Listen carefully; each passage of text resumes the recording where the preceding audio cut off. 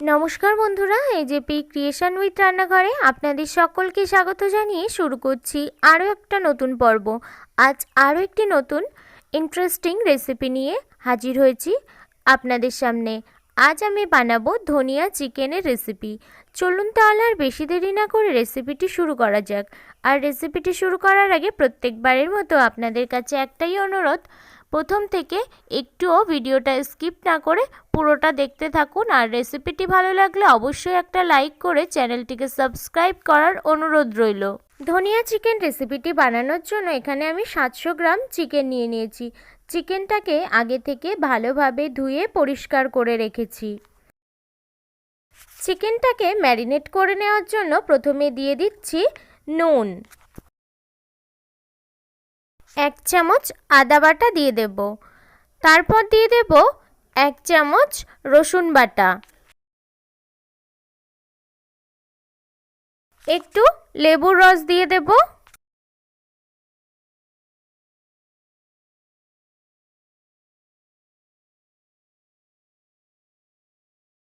এই পর্যায়ে সামান্য একটু হলুদ গুঁড়ো দিয়ে দেব। সবশেষে সামান্য একটু সরিষার তেল দিয়ে দেব। দিয়ে চিকেনটাকে ভালোভাবে সমস্ত মশলার সঙ্গে মিশিয়ে নেব।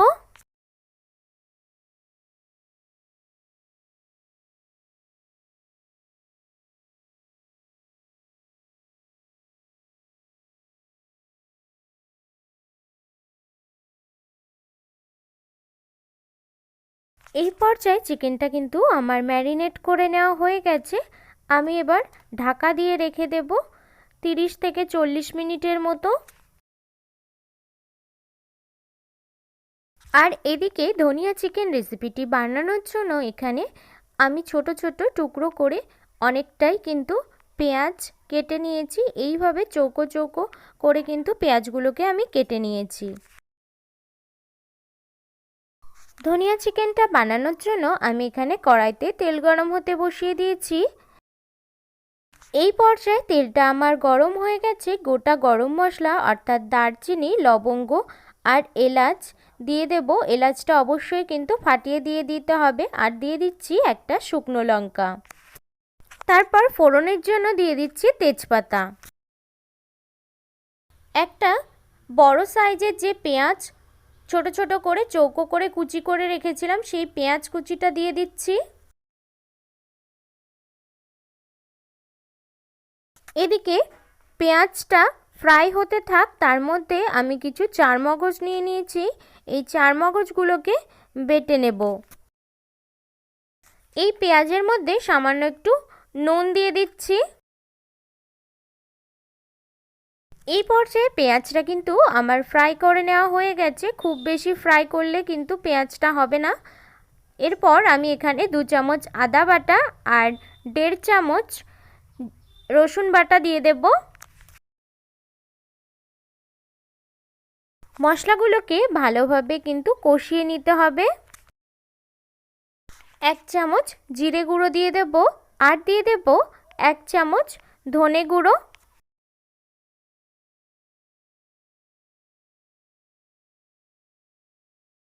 এই পর্যায়ে আমি কিন্তু শিলনোড়াতে চারমগজটাকে বেটে রেখেছি। দেখুন বন্ধুরা, মশলাটা থেকে কিন্তু তেল ছেড়ে দিয়েছে। এবার আমি চারমগজ বাটাটা দিয়ে দেব।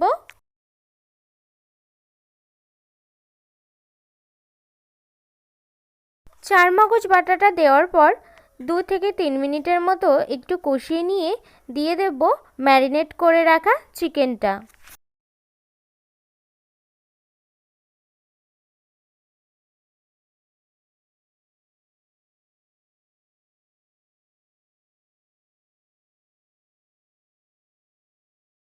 চিকেনটাকে ভালোভাবে কষিয়ে নেব। চিকেনগুলো কষানোর মধ্যে আমি এখানে একটা মিক্সিং বোল নিয়ে নিয়েছি। মিক্সিং বোলের মধ্যে নিয়ে নিচ্ছি কিছু ধনেপাতা,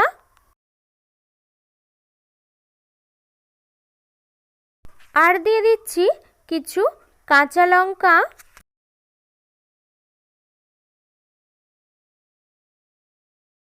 সবশেষে দিয়ে দিচ্ছি পরিমাণ মতো জল। আর দিয়ে দিচ্ছি একটু লেবুর রস, যাতে কাঁচা লঙ্কা আর ধনেপাতার কালারটা নষ্ট না হয়, যাতে সবুজই থাকে। এবার মিক্সিতে কিন্তু এটাকে বেটে নেব।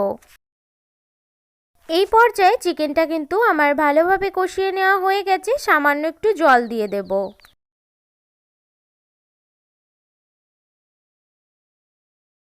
আর দিয়ে দেব 1 চামচ গোলমরিচ গুঁড়ো।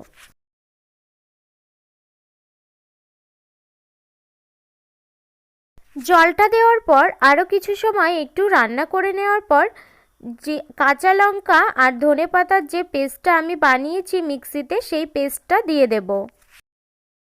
ধনেপাতা আর কাঁচা লঙ্কার পেস্টটা দেওয়ার পর মাঝারি আঁচে কিন্তু চিকেনটাকে কিছু সময় 2 থেকে 3 মিনিট কি 4-5 মিনিটের মতো রান্না করে নিতে হবে। এই পর্যায়ে কিন্তু আমার চিকেনটা রেডি হয়ে গেছে। আমি এবার নামিয়ে নেব। এই পর্যায়ে ধনিয়া চিকেনের রেসিপিটা কিন্তু আমার রেডি হয়ে গেছে। আমি নামিয়ে নিয়েছি। আপনারাও বাড়িতে এইভাবে ধনিয়া চিকেনের রেসিপিটি ট্রাই করবেন। আশা করি আপনাদের সকলের এই রেসিপিটি খুবই ভালো লাগবে। আমার এই ধনিয়া চিকেনের রেসিপিটি যদি আপনাদের ভালো লেগে থাকে তাহলে অবশ্যই একটা লাইক করে দেবেন এবং কমেন্টের মাধ্যমে জানাবেন আমার এই রেসিপিটি আপনাদের কাছে কেমন লেগেছে, এবং বেশি বেশি করে শেয়ার করে আমার পাশে থাকবেন, আমাকে আরও উৎসাহিত করবেন। আর আপনি যদি আমার চ্যানেলে নতুন বন্ধু হয়ে থাকেন এবং আরও নিত্য নতুন ইন্টারেস্টিং মজাদার রেসিপির আপডেট পেতে চান তাহলে প্লিজ আমার চ্যানেলটিকে সাবস্ক্রাইব করে পাশে থাকা বেল আইকনটি প্রেস করে অল নোটিফিকেশন অন করে রাখবেন, যাতে সমস্ত ভিডিওর আপডেট আপনি ঠিক সময় পেয়ে যান। আজ এই রেসিপিটি এই পর্যন্তই। আরও একটি মজাদার নতুন কোনো ইন্টারেস্টিং রেসিপি নিয়ে আপনাদের সাথে দেখা হবে আরও একটি নতুন পর্বে। সবাই সুস্থ থাকবেন, ভালো থাকবেন এবং সাবধানে থাকবেন।